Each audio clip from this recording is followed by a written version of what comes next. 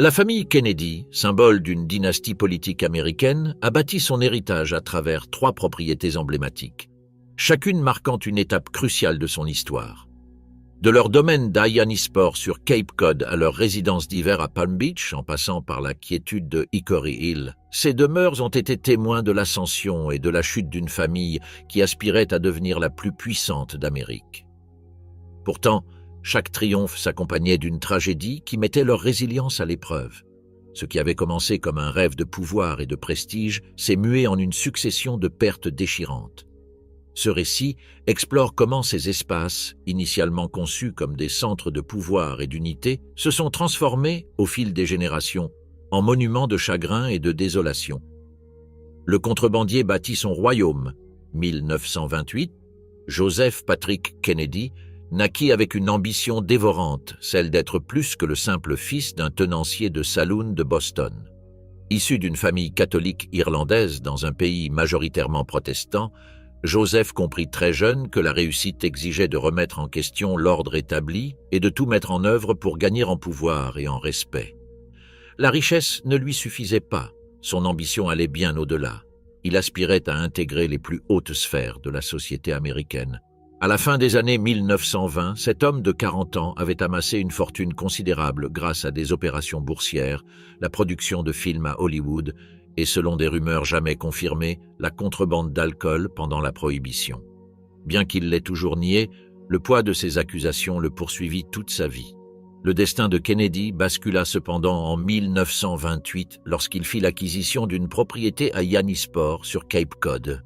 Dans ce lieu où de vieilles familles protestantes étaient établies depuis des générations, Joseph n'entendait pas laisser ses origines de nouveau riche l'empêcher d'intégrer le cercle très fermé de l'élite américaine.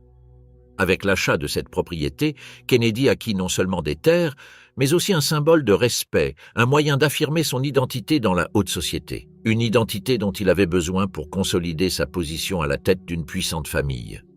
Le terrain qu'il acheta était époustouflant. 6 acres en bord de mer sur lesquels se dressaient 3 maisons, non pas une mais 3, reliées entre elles et agencées de manière à ce que la famille Kennedy puisse y vivre sous son autorité, créant ainsi une bulle de pouvoir et de contrôle. La propriété paraissait simple, avec une architecture typique de la Nouvelle-Angleterre, des maisons en bois blanc aux volets verts et aux vérandas donnant sur l'eau. Rien d'ostentatoire, mais suffisamment élégant pour être considéré comme faisant partie du patrimoine de l'élite. Kennedy comprit immédiatement que la véritable richesse ne s'affiche pas ostensiblement, elle se conserve discrètement dans le symbolisme de ce que l'on possède, sans vantardise. La propriété semblait ancienne, même si elle était en réalité relativement récente. Elle était conçue pour donner l'impression d'appartenir à la vieille aristocratie, comme si cette famille y vivait depuis des générations. L'endroit n'était pas seulement un refuge, mais aussi une base stratégique. À quelques encablures de Boston, tout en préservant son intimité, Hyannisport allait devenir le centre névralgique des opérations de Kennedy. C'était son fief, d'où il pouvait maintenir sa famille sous son influence, à l'abri des regards indiscrets, mais suffisamment proche des relations dont il avait besoin dans les milieux politiques, des affaires et des médias. La vie au domaine n'était pas paisible, mais plutôt un terrain d'entraînement pour la génération suivante des Kennedy.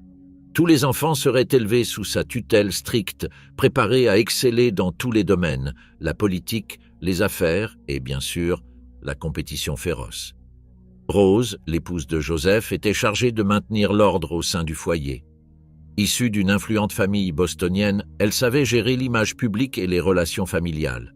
Elle supervisait le quotidien des enfants qui grandirent sous une discipline rigoureuse, mêlant la rigueur catholique à l'ambition entrepreneuriale de Joseph. Contrairement à beaucoup de familles, la médiocrité n'avait pas sa place chez eux. Les dîners familiaux n'étaient pas des moments de détente, mais des champs de bataille intellectuelle, où chaque enfant devait défendre ses opinions sous peine d'être réduit au silence.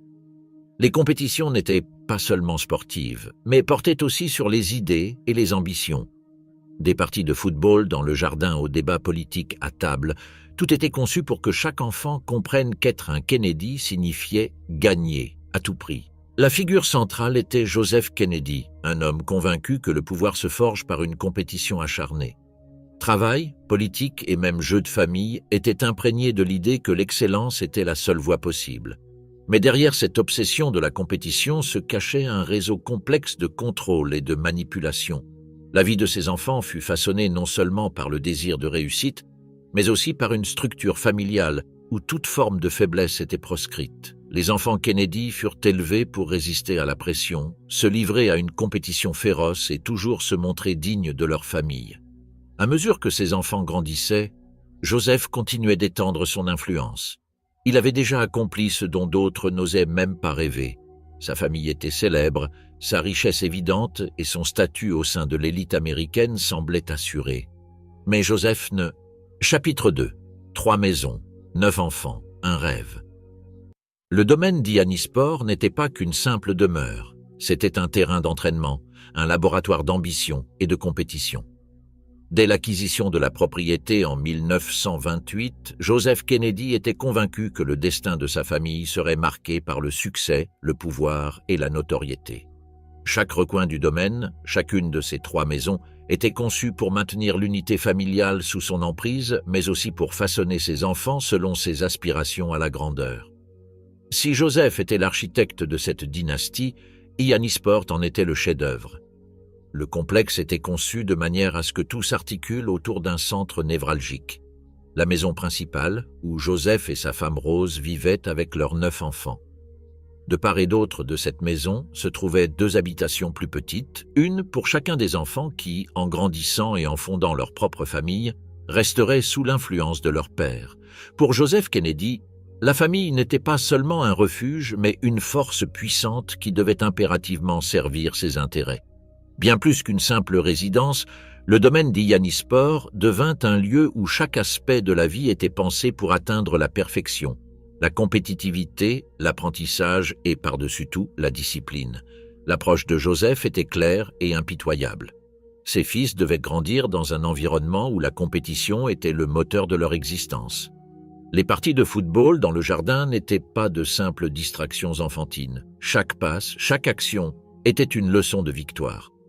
Qu'il s'agisse d'un match amical ou d'une compétition sérieuse, pour Joseph, tout était un champ de bataille.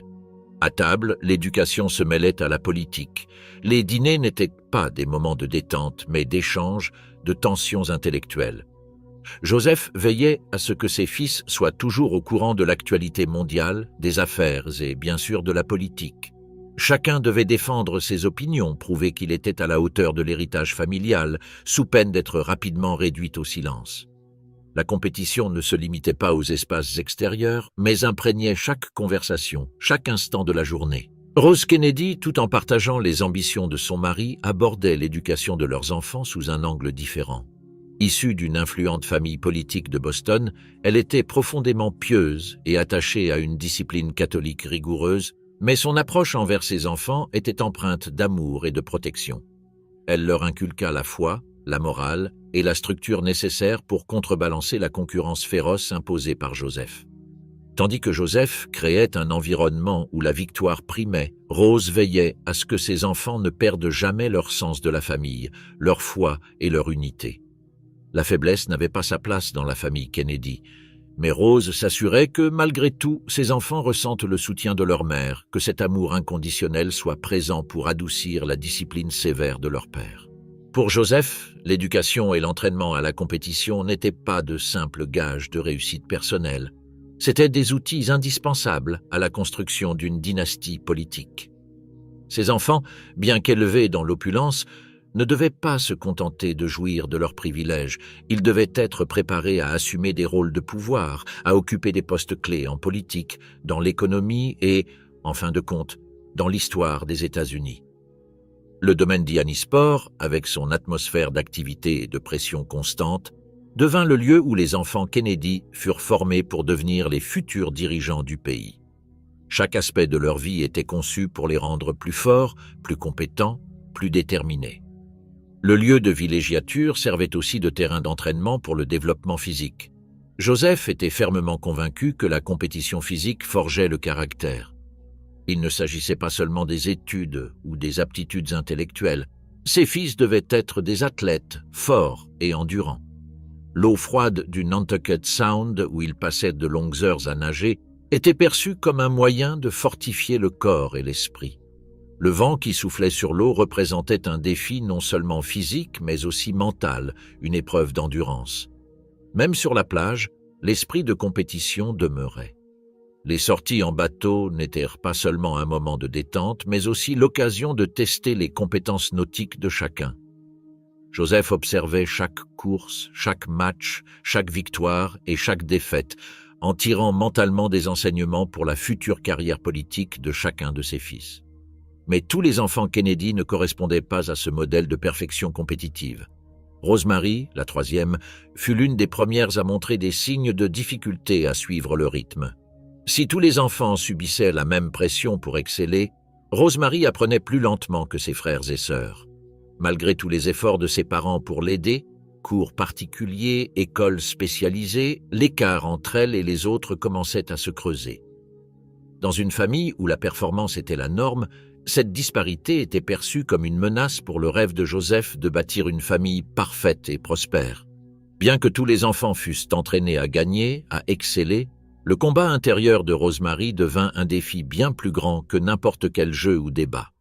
Malgré les difficultés rencontrées par Rosemary, les autres enfants furent à la hauteur des attentes de Joseph, devenant des figures clés de la politique et des affaires.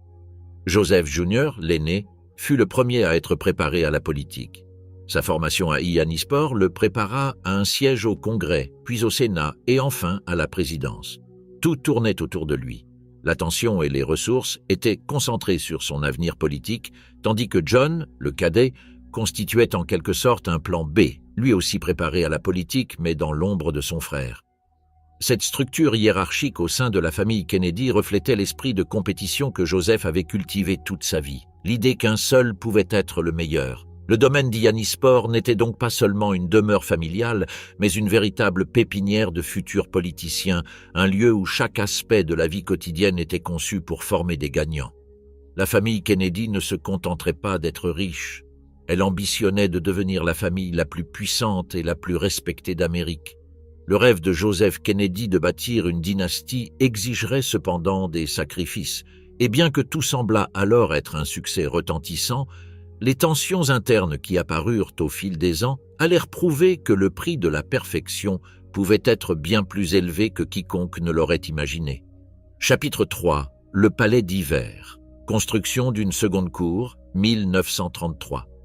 En 1933, en pleine Grande Dépression, alors que le pays luttait pour survivre aux conséquences de l'effondrement économique, Joseph Kennedy entrevit une opportunité unique: acquérir une propriété à Palm Beach, en Floride.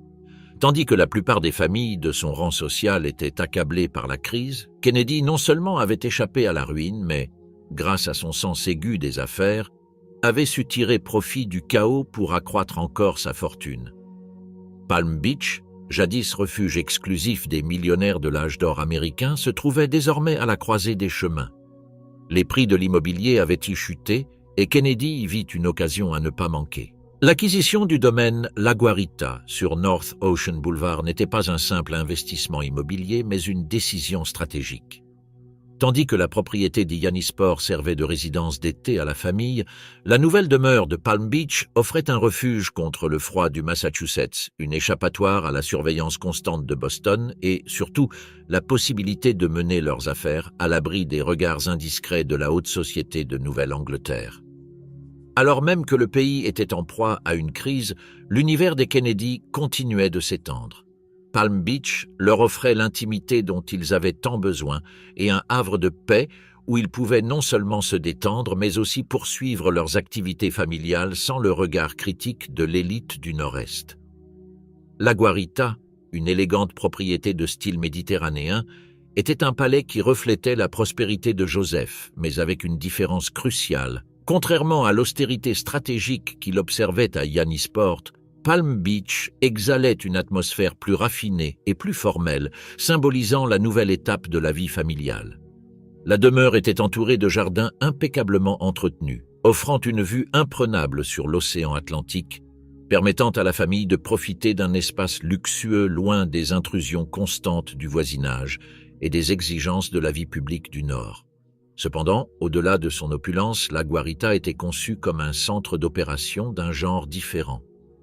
Tandis qu'à Yannisport, les leçons de compétition et de contrôle étaient la norme, Palm Beach offrait un répit, une opportunité de conserver le pouvoir sans les pressions visibles de la vie publique.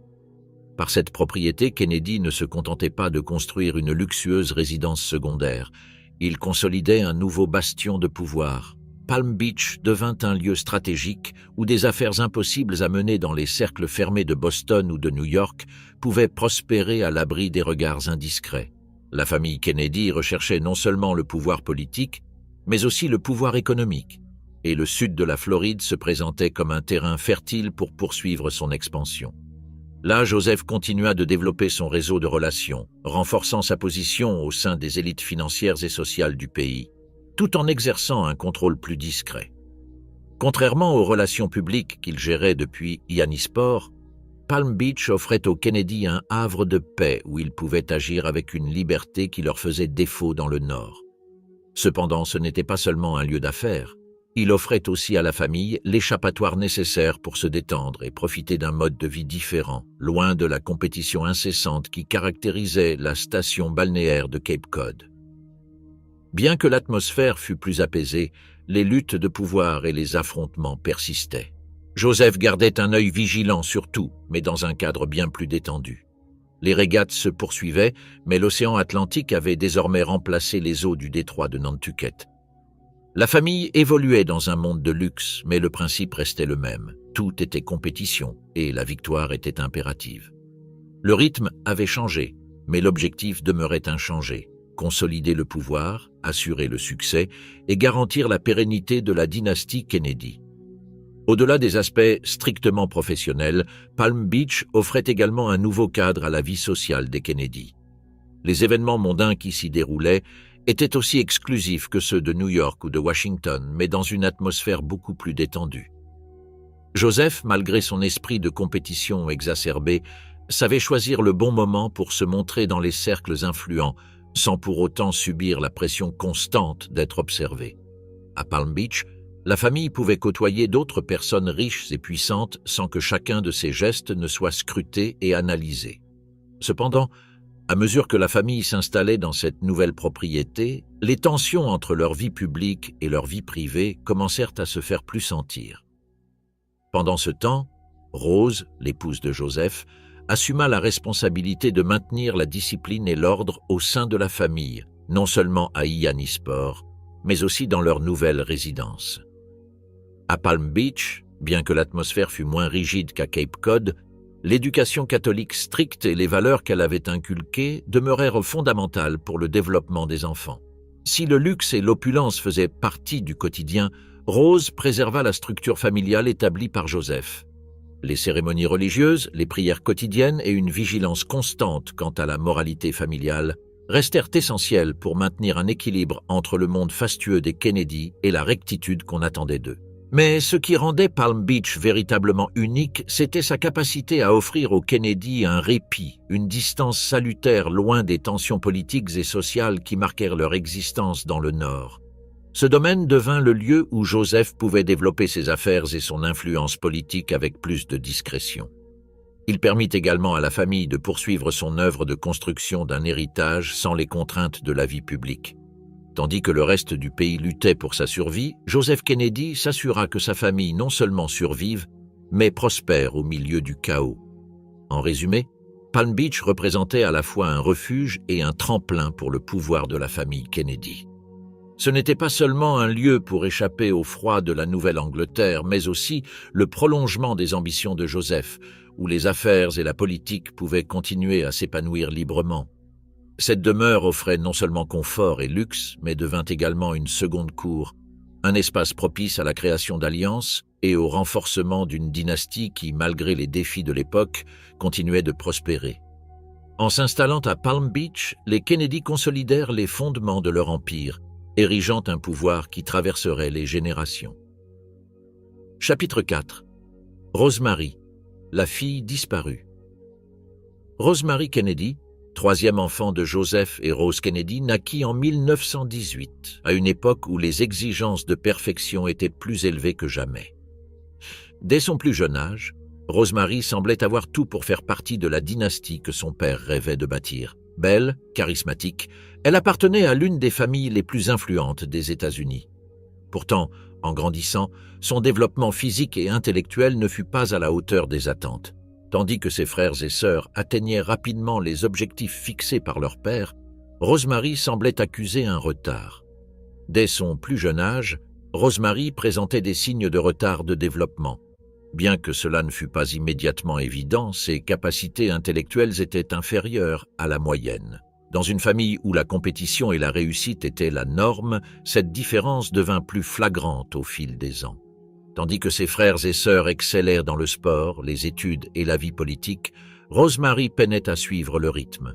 Sa maladresse et ses difficultés d'apprentissage de la lecture et de l'écriture étaient manifestes, et malgré les efforts de ses parents pour compenser ses limitations, l'environnement compétitif que Joseph avait instauré à Hyannisport ne laissait aucune place à la faiblesse. L'amour de Rosemary pour sa fille était inconditionnel, mais des tensions grandissaient au sein du foyer. Dans une famille où la réussite était la norme, la lenteur de Rosemary par rapport à ses frères et sœurs était une source constante de frustration. Son père, Joseph, qui avait bâti son empire sur l'idée que seuls les plus forts pouvaient réussir, commença à voir en Rosemary une menace pour l'avenir de la famille. Sa vision pour la dynastie Kennedy reposait sur la réussite, l'excellence et la capacité de tous ses enfants à représenter la famille sur la scène politique américaine. Mais Rosemary ne semblait pas correspondre à ce modèle. Malgré leurs efforts pour améliorer son éducation, en l'inscrivant dans des écoles spécialisées et en engageant des tuteurs privés, l'écart entre Rosemary et ses frères et sœurs ne s'est jamais résorbé. En grandissant, le désavantage de Rosemary est devenu plus évident. Dans une maison où les dîners se transformaient en débats politiques enflammés et les jeux en compétitions acharnées, elle ne parvenait pas à suivre le rythme. Ses frères et sœurs rivalisaient avec acharnement, tandis qu'elle semblait incapable de maintenir le même niveau d'agilité mentale et physique. Son manque de réussite scolaire et ses difficultés d'intégration au sein de sa famille ont conduit Rosemary à un isolement croissant, souvent exclue des conversations et des activités familiales. Bien que ses frères et sœurs fussent très protecteurs envers elle, en particulier son aînée Kathleen, l'atmosphère compétitive de la famille Kennedy faisait que Rosemary se sentait comme un fardeau. Joseph et Rose voulèrent son bonheur, mais ce dont Rosemary avait besoin, ce n'était pas seulement d'un environnement scolaire ou disciplinaire plus exigeant, mais d'être acceptée telle qu'elle était. Cependant, dans une famille où tout tournait autour de l'image et de la réussite, il n'y avait pas de place pour quelqu'un qui ne pouvait pas répondre aux attentes imposées. C'est en 1941, alors que Rosemary avait 23 ans, que sa vie bascula. Joseph, inquiet des difficultés de sa fille et espérant qu'un traitement médical puisse améliorer son comportement et ses capacités, prit une décision radicale. Après avoir entendu parler d'une intervention chirurgicale expérimentale appelée lobotomie, qui consistait à sectionner les connexions du lobe frontal du cerveau, Joseph convainquit sa femme Rose que ce serait la solution au problème de Rosemary. L'opération, alors considérée comme un remède à certains troubles du comportement, comportait de graves risques, mais Joseph était déterminé. Il souhaitait non seulement que Rosemary aille mieux, mais il estimait également que son incapacité à se conformer aux normes familiales était un obstacle à l'avenir de la dynastie. Ce que Joseph n'avait pas anticipé, c'était la tragédie que cette opération allait engendrer. Bien que lui et les médecins aient cru que la lobotomie pourrait l'aider, le résultat fut catastrophique. Rosemary, qui avait déjà des difficultés à communiquer et à comprendre des concepts complexes, sortit de l'opération gravement handicapée. L'intervention la laissa se comporter comme une petite fille. Celle qui avait été la fille joyeuse des Kennedy, une figure incontournable de la famille, ne pouvait plus marcher seule, parlait de façon incohérente et dépendait des autres pour les tâches les plus élémentaires. Loin d'améliorer sa qualité de vie, l'opération la laissa handicapée à vie. Dévasté par ces actes, Joseph décida de dissimuler la vérité sur Rosemary. Au lieu d'affronter la vérité avec sa famille, il choisit de l'envoyer dans un hôpital psychiatrique de New York, puis dans un établissement du Wisconsin, où elle passa le reste de sa vie. On fit croire à ses frères et sœurs que Rosemary travaillait auprès d'enfants handicapés dans le Wisconsin, et pendant de nombreuses années, la plupart des jeunes membres de la famille Kennedy ignorèrent la vérité. Le silence assourdissant étouffa l'affaire, et l'histoire de Rosemary fut effacée du récit familial. Rose, quant à elle, ne se pardonna jamais de ne pas avoir su toute l'étendue des dégâts que Joseph avait infligés à sa fille. Bien qu'on lui ait assuré que Rosemary allait bien, Rose découvrit plus tard la vérité. Sa fille avait été irrémédiablement marquée par une intervention dont elle n'avait jamais pleinement compris les conséquences. Le désespoir de Rose fut immense, mais comme c'était la coutume dans la famille, elle ne laissa jamais transparaître sa douleur en public. Au lieu de se battre ouvertement pour Rosemary, Rose accepta la situation, non sans une souffrance qui ne s'estompa jamais. Les autres frères et sœurs de Rosemary, bien qu'élevés pour la plupart dans l'idée que tout devait rester au sein de la famille, commencèrent eux aussi à éprouver de la culpabilité de ne pas avoir protégé leur sœur. La tragédie de Rosemary devint un sujet tabou que la famille n'abordait jamais ouvertement. Malgré le manque de visibilité publique, l'ombre de l'absence de Rosemary pesa toujours lourdement sur la famille Kennedy. Rosemary passa le reste de sa vie en institution sans jamais retourner dans les propriétés familiales, ni même à Yannisport ou Palm Beach. Sa chambre dans la maison principale des Yannisport demeura intacte, un rappel constant de la fille qui ne put jamais se montrer à la hauteur des attentes de sa famille. Tandis que les autres membres de la famille Kennedy continuaient de prospérer, Rosemary devint une sorte de fantôme dans l'histoire familiale. Bien que sa vie ait été marquée par l'exclusion et la tragédie, son histoire ne fut jamais complètement oubliée. Au fil des années, certains de ses jeunes frères et sœurs commencèrent même à défendre les droits des personnes handicapées, tentant, d'une certaine manière, de réparer le mal fait à leur sœur. Chapitre 5. La guerre rentre à la maison, 1944. L'impact de la Seconde Guerre mondiale sur la famille Kennedy fut plus dévastateur que quiconque aurait pu l'imaginer. Tandis que le conflit faisait rage en Europe et dans le Pacifique, la famille, élevée sous la discipline rigoureuse de Joseph Kennedy, dut faire face à une tragédie personnelle qui allait bouleverser à jamais son destin. Malgré les victoires politiques que Joseph avait envisagées pour ses enfants, la guerre allait engendrer des pertes irréparables qui allaient mettre à rude épreuve la résilience de la famille Kennedy. Joseph Kennedy Jr., l'aîné, fut toujours le favori de son père, celui en qui Joseph Sr. fondait tous ses espoirs pour perpétuer la dynastie. Dès son plus jeune âge, Joe Jr. fut préparé à la politique. Il était l'élu, celui qui porterait l'héritage Kennedy au plus haut niveau, peut-être même à la présidence. Toute la famille avait les yeux rivés sur son avenir, son éducation, sa formation et, surtout, sa carrière politique. Lorsque la guerre éclata, Joe Jr. s'engagea dans la marine américaine par devoir patriotique, mais aussi parce que c'était un élément crucial du plan de son père. La guerre représentait à la fois une opportunité et une menace pour les Kennedy. Pour Joseph Sr., elle signifiait non seulement servir son pays, mais aussi l'occasion de forger des héros au sein de sa propre famille, des héros dont l'image pourrait servir à asseoir le pouvoir politique des Kennedy. Joe Jr., avec son courage, son charisme et son image publique, était destiné à devenir ce héros. Tandis que ses jeunes frères, John, Robert et les autres, observaient de loin, Joe Jr. devint une figure clé, l'incarnation de ce que les Kennedy voulaient projeter au monde, la force, le sacrifice et par-dessus tout, la réussite. Mais la guerre n'était pas qu'une question de politique et de stratégie. C'était une menace constante de défaite, chose qui n'avait jamais fait partie des plans de Joseph Kennedy. Malgré le génie de Joe Jr. et ses efforts sur le front, le destin de la famille allait être marqué par une tragédie que même le contrôle absolu de Joseph Sr. ne put empêcher. En août 1944, la nouvelle qui frappa la famille Kennedy fut dévastatrice. Joe Kennedy Jr., le fils destiné à prendre la relève, périt en mission de guerre. Il s'agissait de l'opération Aphrodite, une opération expérimentale consistant à envoyer des avions chargés d'explosifs sur des cibles ennemies, les pilotes devant s'éjecter avant l'impact. La mission était extrêmement dangereuse, avec une marge de réussite infime et des risques considérables. Joe Jr., confiant en ses capacités et désireux d'accomplir son rôle héroïque, accepta la mission. Cependant, un incident tragique se produisit. L'avion explosa en plein vol, se désintégrant complètement et Joe Jr. fut tué sur le coup. Il ne resta que des débris de l'appareil, et la nouvelle fut un coup terrible pour la famille.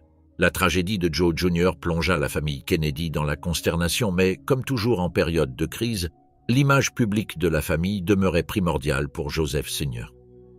À cette époque, la famille était tiraillée entre le deuil et la nécessité de préserver les apparences. Tandis que ses autres enfants, notamment John, peinaient à comprendre la signification de la perte de leur frère, Joseph Sr. concentrait ses efforts sur le fait que la tragédie n'affaiblisse pas la position des Kennedy. La famille s'était construite sur l'esprit de compétition, la lutte pour le pouvoir, et la mort de Joe Jr. représentait une menace directe pour cet idéal. L'avenir que Joseph avait imaginé pour son fils aîné s'évanouit en un instant, emportant avec lui les espoirs de tous ses frères et sœurs. Pour John, la tragédie était double. D'un côté, il ressentait la perte de son frère aîné, qu'il admirait et qu'il considérait, à bien des égards, comme le chef de famille. De l'autre, il ressentait la pression de devoir désormais combler le vide laissé par Joe Jr.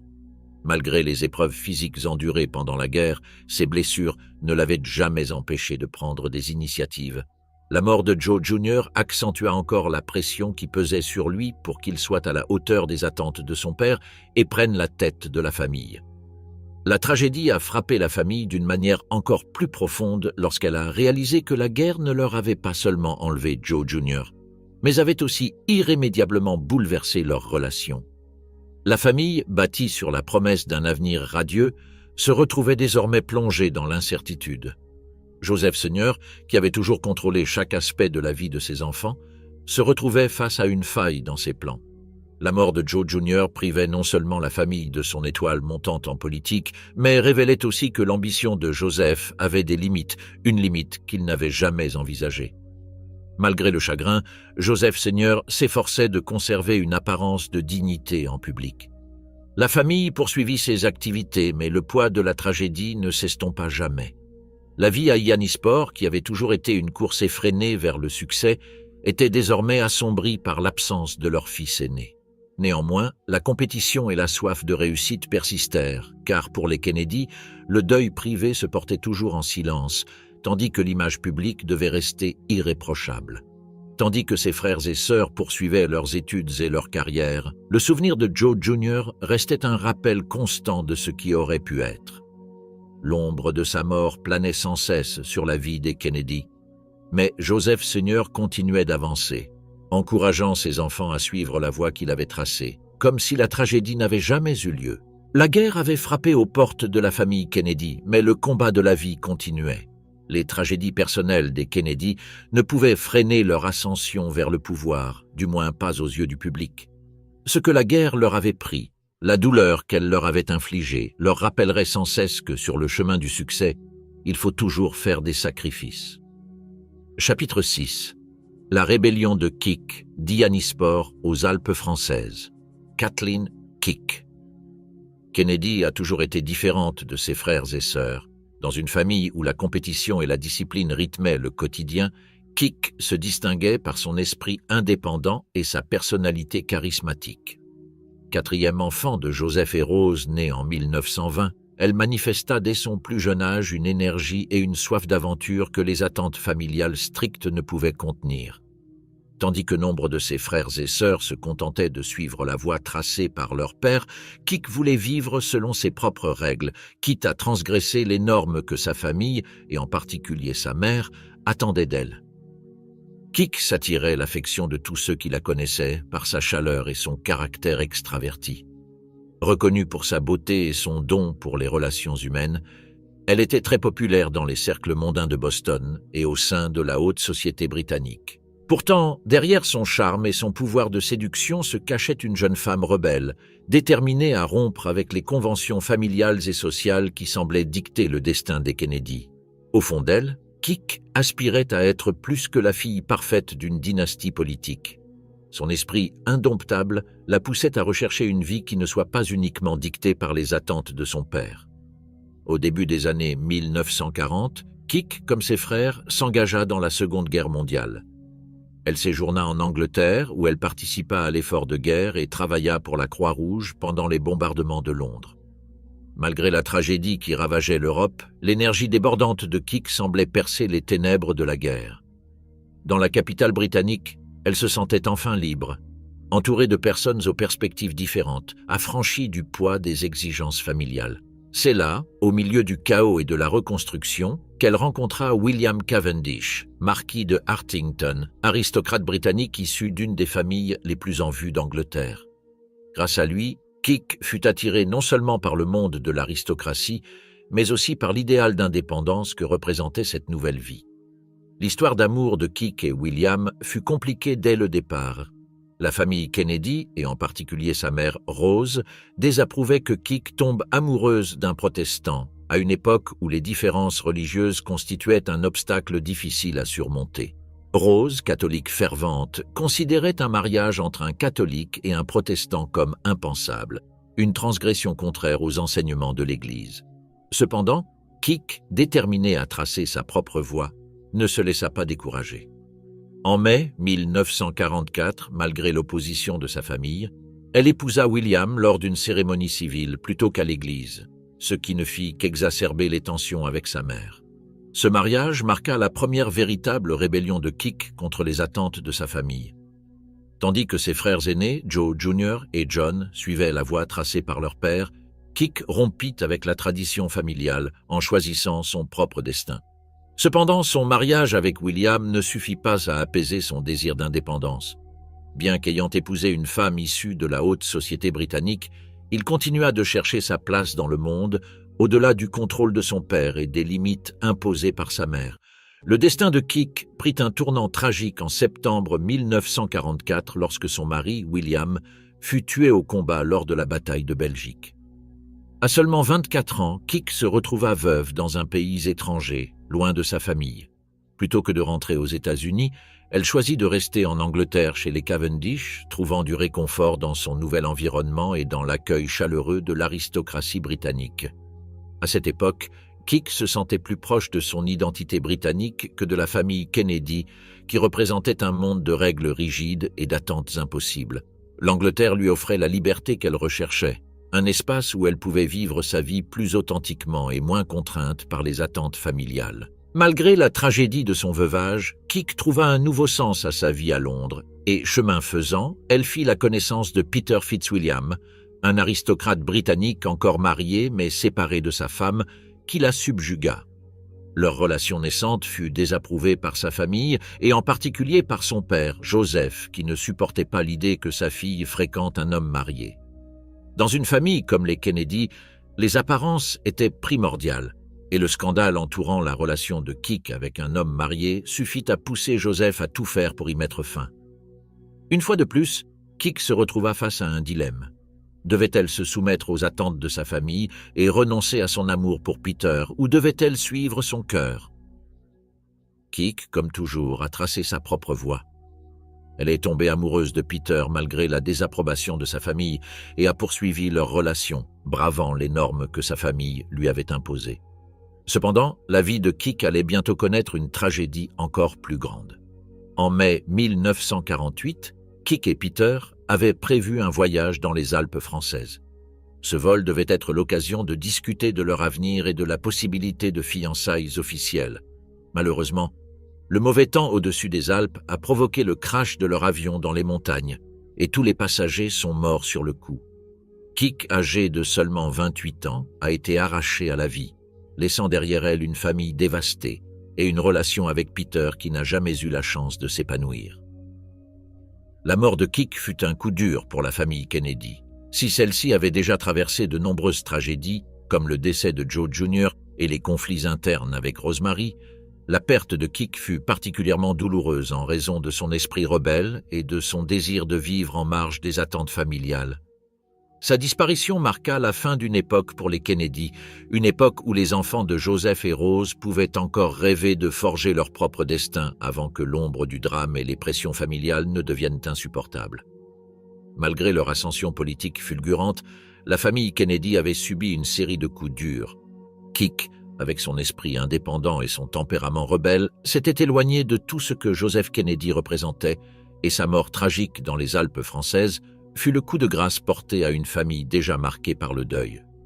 Dans la mémoire des Kennedy, Kik devint le symbole de la liberté qu'il ne put jamais atteindre, un rappel des limites imposées par la famille et de la difficulté à trouver sa propre identité au sein d'un héritage familial qui n'acceptait pas toujours l'individualité. Chapitre 7. L'ascension. JFK prend le contrôle du complexe.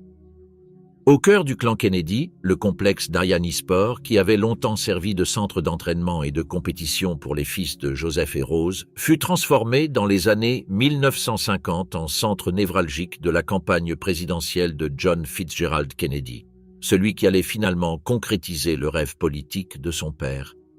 L'histoire de John, de sa jeunesse à son accession à la présidence, est intimement liée à ce complexe.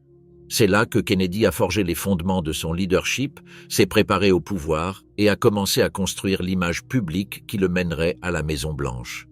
John F. Kennedy n'a jamais été le préféré de son père. Dès son plus jeune âge, Joseph Sr. avait placé ses espoirs en Joe Jr., l'aîné, celui qui était destiné à perpétuer la tradition politique familiale et peut-être un jour à devenir président. Mais la mort de Joe Jr. en 1944 a bouleversé le cours des événements. Dès lors, les espoirs de Joseph se sont portés sur John qui, malgré une série de tragédies personnelles et physiques, avait fait preuve d'une résilience et d'un talent politique qui l'avait rapidement distingué de ses frères. Dans sa jeunesse, rien ne semblait prédestiner John Kennedy à la politique.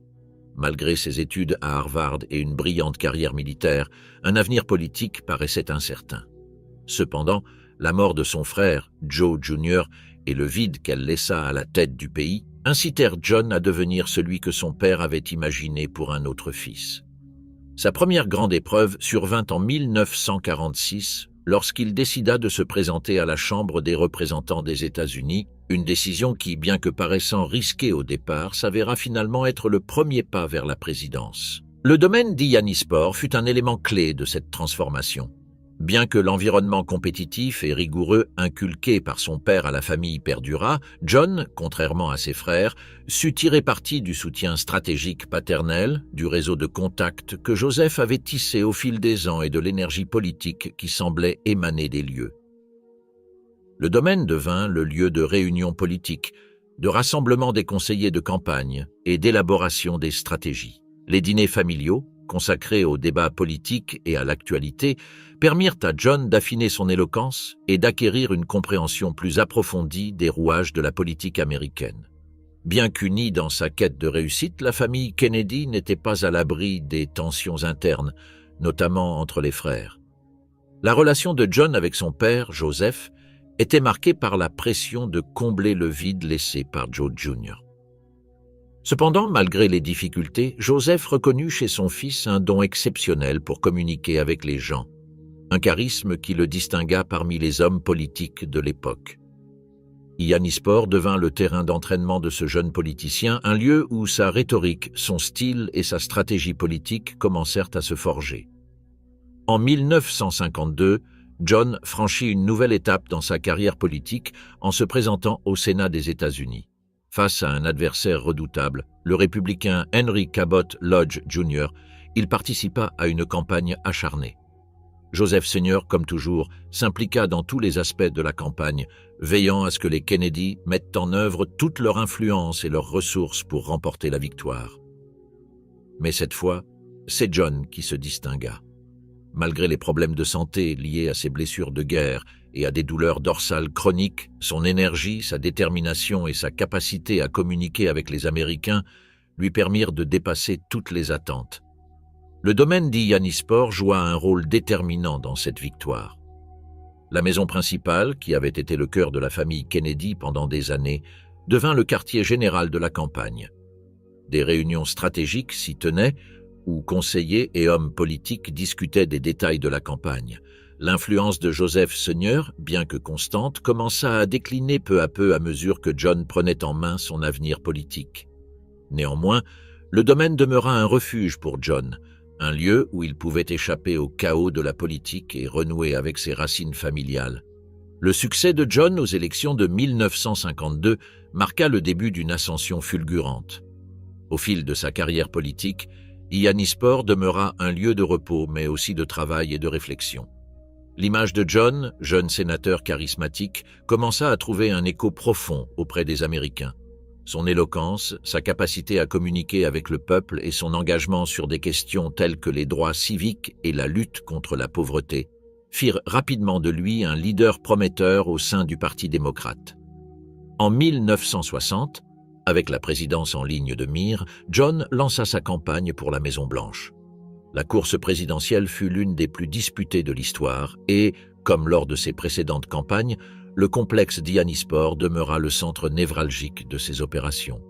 C'est là que John et son équipe de campagne se préparèrent au débat télévisé, où sa jeunesse et son charisme contrastaient fortement avec l'image de son adversaire, le vice-président Richard Nixon. Les célèbres débats présidentiels marquèrent un tournant dans la campagne. John se révéla un orateur de talent et sa présence à l'écran captiva le pays. Mais Ianispor n'était pas seulement le lieu d'élaboration des stratégies, c'était aussi le foyer de la future famille présidentielle. John et son épouse Jacqueline, ainsi que leurs enfants Caroline et John Jr., y passèrent leurs étés, profitant de moments de tranquillité loin des pressions politiques. Pourtant, même durant ces instants de détente, l'ombre de la politique planait toujours. Ianispor fut le témoin de l'ascension de John Kennedy qui, jeune sénateur prometteur, devint le 35e président des États-Unis. La présidence de John F. Kennedy débuta en 1961 et le domaine d'Ianispor, qui avait autrefois servi de terrain d'entraînement pour sa carrière, fut transformé en résidence d'été. Pendant que le président Kennedy dirigeait la nation, sa demeure familiale demeurait un refuge, un lieu où la famille se réunissait pour des moments de paix et de recueillement. Mais la famille Kennedy savait aussi que ces moments de paix étaient éphémères et que les pressions du pouvoir, tant internes qu'externes, ne disparaissaient jamais vraiment. L'ascension de John F. Kennedy à la présidence est intimement liée à la vie dans la propriété d'Ianispor. C'est là que sa vision politique a commencé à se dessiner, que s'est forgé l'homme qui allait inspirer toute une génération, et que la famille Kennedy a poursuivi son chemin vers le pouvoir, le sacrifice et finalement la tragédie.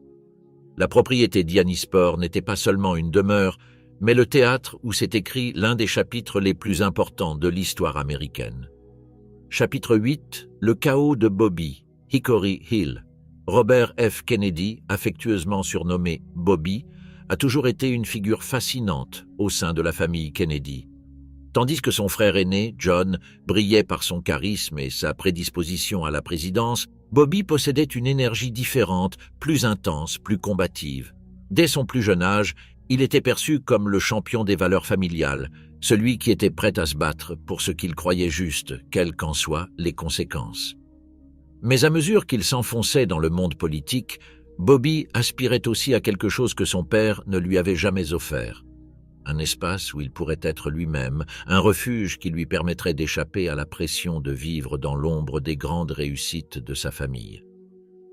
Ce besoin de trouver son propre espace l'a conduit, dans les années 1950, à créer Hickory Hill, une propriété située à McLean, en Virginie. Hickory Hill devint bien plus qu'une simple résidence. C'était le lieu où Bobby, avec sa femme Ethel et leurs 11 enfants, construisit une vie différente, plus paisible et, à bien des égards, plus éloignée de la discipline stricte imposée par son père, Joseph Kennedy. Tandis qu'Ianispor demeurait le centre névralgique de la famille, où le contrôle et la compétition étaient la norme, Hickory Hill incarnait la volonté de Bobby d'établir une vie de famille plus détendue, moins formelle, davantage axée sur l'unité et l'amour. La construction de Hickory Hill était en soi une affirmation, un rejet implicite de la vie politique et stratégique que Joseph Kennedy avait cultivée tout au long de son existence. Bobby aspirait à un foyer où le chaos politique ne serait pas omniprésent, un lieu où ses enfants pourraient grandir dans un climat plus serein, davantage axé sur les valeurs humaines.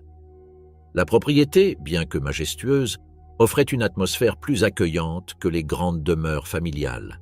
Avec ses vastes jardins, son architecture sobre et sa proximité avec Washington, D.C., Hickory Hill devint le refuge idéal pour Bobby, une parenthèse enchantée pour lui et sa famille, où il pouvait profiter de la vie, loin de l'emprise étouffante de son père. Contrairement à son père, Bobby n'était pas aussi passionné par la perfection ni par la compétition acharnée. Bien que ses valeurs et son dévouement au service public soient restés intacts, son approche était bien plus directe et humaine. Tandis que Joseph se concentrait sur le pouvoir, l'image publique et la réussite matérielle, Bobby s'intéressait profondément aux questions sociales et à la justice. Dès son plus jeune âge, il avait éprouvé une profonde empathie pour les injustices sociales et les opprimés. Bien que ce sens de la justice l'ait conduit vers la politique, il n'était pas disposé à suivre les traces de son père quant aux exigences strictes qu'il avait imposées à ses autres fils. À Hickory Hill, Bobby pouvait davantage être un père, un mari et un être humain, et moins le fils qui devait perpétuer l'héritage paternel à tout prix. La vie à Hickory Hill était radicalement différente de celle d'Hyannisport. Là-bas, les dîners de famille n'étaient pas l'occasion de rivalités acharnées ou de disputes sur l'avenir familial, mais plutôt des moments de complicité et d'intimité. Au lieu des débats politiques formels et des matchs de football qui rythmaient la vie de ses frères à Hyannisport, à Hickory Hill, on privilégiait les instants simples, les promenades dans le jardin et les conversations informelles. Bobby était un père très présent pour ses enfants, non seulement par la façon dont il prenait soin d'eux, mais aussi par l'attention qu'il portait à leurs préoccupations et à leurs souhaits. Alors que chez Joseph, la vie de famille ressemblait souvent à une préparation à un avenir de grands sacrifices, à Hickory Hill, Bobby s'efforçait de concilier sa vie publique et une vie privée où le bien-être de sa famille était la priorité. Dans ce contexte, Bobby et son épouse, Ethel, élevèrent une famille nombreuse. Malgré d'énormes pressions politiques et personnelles, Bobby s'efforça toujours d'offrir à ses enfants une enfance préservée du poids du pouvoir. Cependant, la vie à Hickory Hill n'était pas exempte de chaos. La famille Kennedy, comme toujours, se retrouvait au cœur de la tourmente, notamment en raison du rôle de Bobby comme procureur général des États-Unis sous l'administration de son frère John. Politique, lutte intestine et tragédie familiale rythmaient leur quotidien, mais Hickory Hill offrait à Bobby le refuge dont il avait besoin pour concilier vie publique et vie de famille. Contrairement à son père, Bobby ne recherchait pas un contrôle absolu sur sa famille. Bien qu'il partageât la conviction de son père quant à l'importance de l'éducation et du service public, il n'imposait pas la même rigidité. Au lieu d'exiger de ses enfants l'excellence, comme son père l'avait fait à Hyannisport, Bobby leur laissait la liberté de s'exprimer et de suivre leur propre voie. Par exemple, sa fille Kathleen, qu'il a toujours soutenue dans ses intérêts et ses rêves, a grandi en sachant que, malgré des exigences élevées, son père la défendait. Cette approche plus souple de l'éducation contrastait fortement avec celle de Joseph Sr., qui imposait souvent sa volonté à ses enfants sans tenir compte de leurs aspirations. Le chaos qui entourait Bobby n'était pas seulement le fruit de la politique, mais aussi des tragédies personnelles qui ont marqué sa vie. Tandis que son frère John s'efforçait de diriger le pays, Bobby devait faire face non seulement à la pression de sa fonction de procureur général, mais aussi aux tragédies incessantes qui frappaient sa famille. La mort de son frère Joe Jr., les épreuves de Rosemary et la disparition tragique de John F. Kennedy en 1963 l'ont profondément marqué. Un chagrin qui, bien que partagé par tous les Kennedy, fut particulièrement dévastateur pour lui. En ce sens, Hickory Hill devint un lieu de repos temporaire, mais aussi de douleur. La perte de son frère John laissa à Bobby un vide difficile à combler, mais sa résilience lui permit de poursuivre son combat pour la justice. Malgré les tragédies, Bobby resta un homme de famille, et à Hickory Hill, il maintint fermement son engagement à offrir à ses enfants une vie plus équilibrée. Bien que l'ombre de son père planât toujours, Bobby s'efforçait d'être plus accessible, plus humain et moins attaché aux exigences strictes que son père avait imposées à la famille. Cependant, la vie à Hickory Hill ne devait pas rester paisible longtemps. La tragédie frappa de nouveau lorsqu'en 1968, Bobby fut assassiné durant sa campagne présidentielle, laissant derrière lui non seulement un héritage politique, mais aussi un vide familial impossible à combler. L'héritage de Bobby Kennedy, bien que marqué par le chaos politique et des tragédies personnelles, est celui d'un homme qui s'est battu pour ses convictions, pour la justice et pour sa famille. Hickory Hill, sa demeure, est devenue le symbole de cet équilibre entre pouvoir, famille et lutte pour un monde meilleur.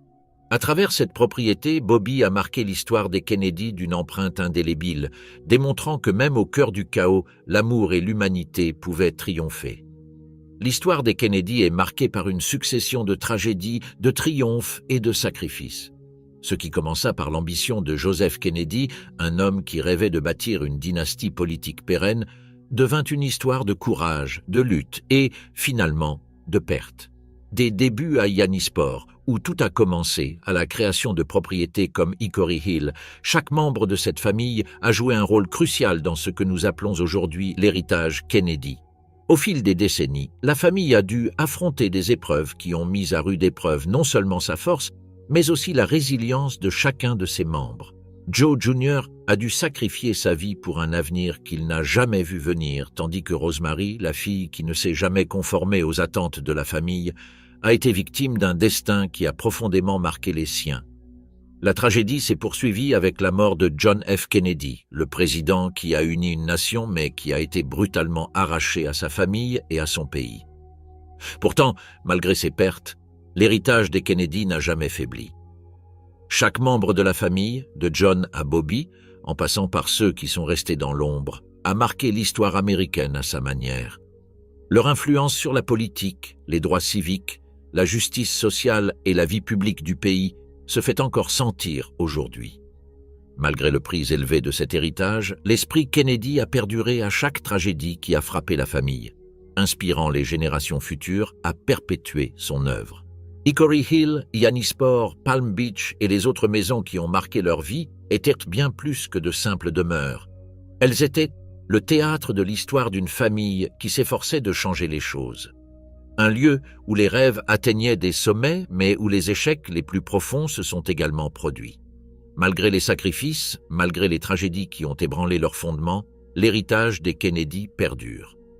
Cette famille, née des difficultés d'un immigrant irlandais à Boston, est aujourd'hui reconnue pour son influence et son impact sur l'histoire des États-Unis. Les leçons qu'elle nous a léguées restent d'actualité. L'importance de la famille, la persévérance, le combat pour la justice et la capacité de continuer d'avancer même face à l'adversité. En définitive, l'héritage des Kennedy ne se résume pas aux fonctions politiques qu'ils ont occupées, ni aux succès qu'ils ont obtenus. Il réside dans leur lutte inlassable pour un avenir meilleur, leur volonté de marquer l'histoire de leur empreinte, leur courage face à l'adversité et, surtout, dans la manière dont la famille s'est unie et soutenue mutuellement dans les moments les plus difficiles. L'histoire des Kennedy, marquée par la tragédie et le triomphe, demeure l'un des récits les plus marquants de l'histoire américaine. Et, bien que nombre de ses membres nous aient quittés, leur influence et l'impact de leur héritage continuent d'inspirer les nouvelles générations qui aspirent à un monde plus juste, plus équitable et, par-dessus tout, plus humain. Le domaine d'Yannisport, la demeure de Palm Beach et la propriété de Hickory Hill ne sont plus que des souvenirs d'une époque révolue, mais leur histoire perdure, nous rappelant que dans chaque famille, dans chaque héritage, il y a à la fois de la lumière et de l'ombre, des victoires et des défaites, mais toujours l'espoir qu'en fin de compte, l'avenir puisse être différent. Ce souvenir des Kennedy nous rappelle l'importance de ne jamais céder face à l'adversité, de continuer à nous battre pour nos convictions et de laisser un héritage qui inspire les autres à persévérer, quels que soient les obstacles rencontrés.